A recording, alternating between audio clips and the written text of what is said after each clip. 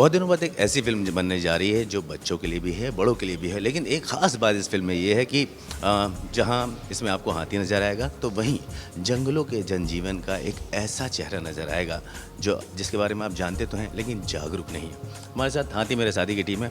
बहुत बहुत स्वागत है आपका आज तक। Thank you very much. Thank you. Thank you, शुक्रिया शुक्रिया। तो चलिए हाथी मेरे साथी एक ऐसी फिल्म बहुत दिनों बाद आ रही है जो मुझे लगता है सब लोग देखेंगे, बच्चे भी देखेंगे, बड़े भी देखेंगे।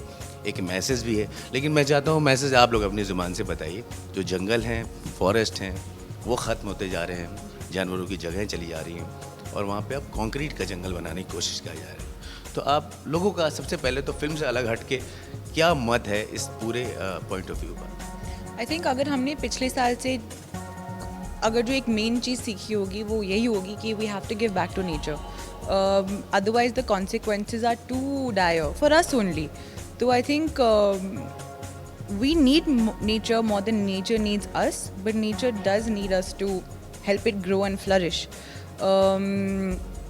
तो आई थिंक लोग जब ये फिल्म देखेंगे, आई मीन जैसे ये फिल्म शूट की गई है, it's beautiful, it's visually and it's an audio visually it's stunning. तो आई थिंक लेकिन ये ख़त्म हो रहा है, ये सब जा रहा है and it's not gonna be there. Your point of view? So one is, I think, like she said, I mean, this last year of staying at home and lockdown, we kind of understand, not just we, I think every single person understands the real importance of environment and nature and how one needs to take care of it. 30, 40 years ago, India and the world itself saw a lot of animal-based films coming. It's been popular in the West, but in India we kind of stopped making it because it's very difficult to shoot with them. Permissions are very, very difficult. But I think here we kind of broke all those norms and said we need to make a big film, an action film, an adventure film, but a film that is socially extremely responsible. And I think Hathi Mere Saathi was just that for us. Your role in this movie? I play a character called Bandev. He's a man who lived in the jungle for over 25, 30 years. He's been there from when he was 18. Every time the jungle had a problem, he was there for it. But today the jungle faces a strange problem, a problem of urbanization, where man is coming over to take the jungle. And he becomes the voice of the jungle and the voice of the forest, fighting against man. आपको तो जानवरों से बहुत प्यार है, सबको पता है, तो मुझे लगता है सबसे ज़्यादा एंजॉय आपने किया होगा इस फिल्म की पूरी शूटिंग के दौरान, लेकिन आपको बदकिस्मती है कि एक भी सीन नहीं मिला.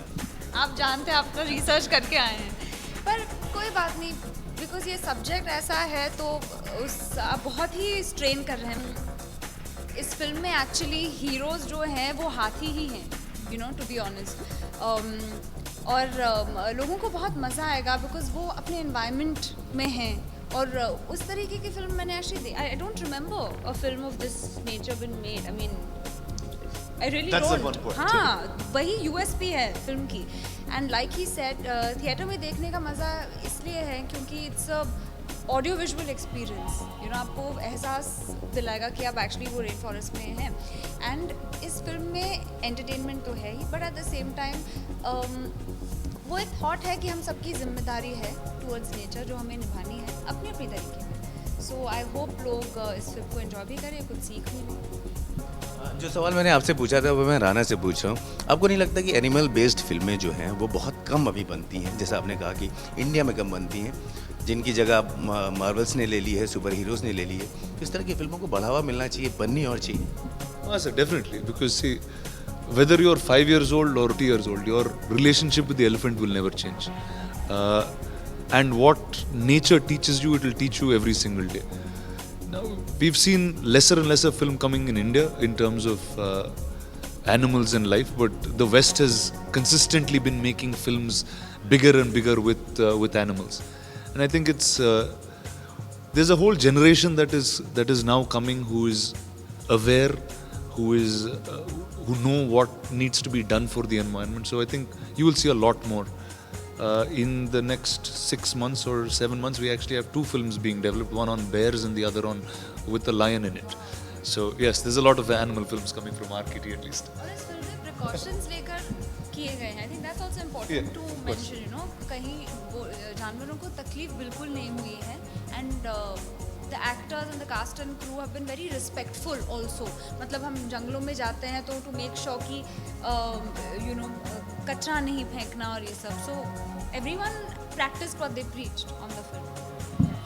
कितना अलग है किरदार अभी तक जो आपने काम किया है फिल्म इंडस्ट्री में, उससे हट के एक रियलिटी से जुड़ा हुआ मुद्दा, उसके साथ जुड़ना, एक किस तरह का एक्सपीरियंस रहा टोटल? आई थिंक जो मैंने कैरेक्टर्स पहले प्ले किए हैं and I also enjoy that is it usually women that वो थोड़ी ग्रे हो, you know they grey, and I like playing characters like that don't know where they going, they know who they are, लेकिन वो किसी type के transition में हैं या you know they getting there. I like this. I think there's a lot of beauty in being flawed. But I think इस किरदार के साथ she is very sure. उसको कुछ confusion नहीं है. वो कुछ transition में नहीं है, कुछ phase में नहीं है. यही उसकी life का मकसद है. And it was, I felt a great sense of responsibility because as a person to be to uphold the integrity of that and approach it with the seriousness that it deserved. Rana, जिस hero हाथी के साथ आपने काम किया है, उसके साथ कैसी आपकी केमिस्ट्री थी? I actually worked with a group of 15 elephants in Thailand. Lai was my first friend. He's the one who's the leader of the herd.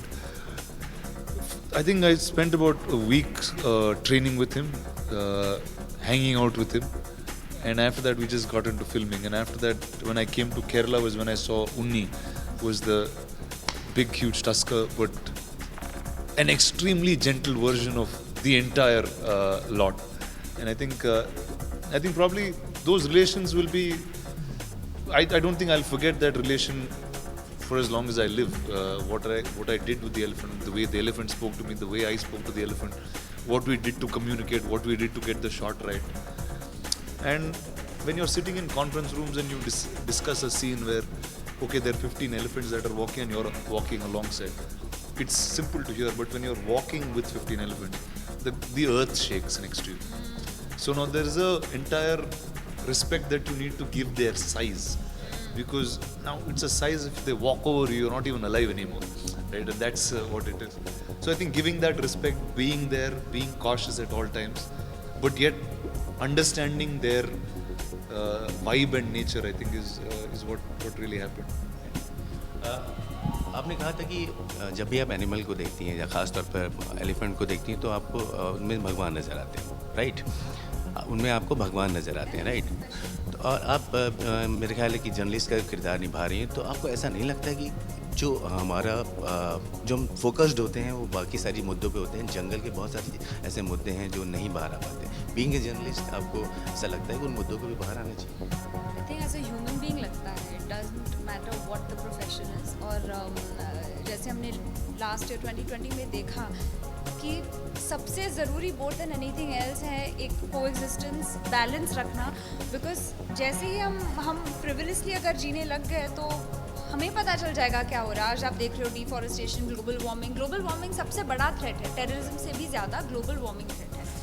सो ये शायद हम कहीं फॉर ग्रांटेड लेते हैं, बिकॉज एक एज इंसान, सब इंसानों में एक एंटाइटलमेंट होती है ना, तो उसी एटीट्यूड से हम चलते हैं. पर ये बहुत डेंजरस है एंड आई होप कि हम लास्ट ईयर से सीखे हैं और कहीं ना कहीं ऐसी फिल्में देखकर थोड़ा सा भी अगर कुछ अवेयरनेस आ जाए ना तो हम सक्सेसफुल हो गए हैं. हम ये कुछ ज़्यादा प्रीच करने की कोशिश नहीं कर रहे, पर एक आईना दिखाने की कोशिश कर रहे हैं.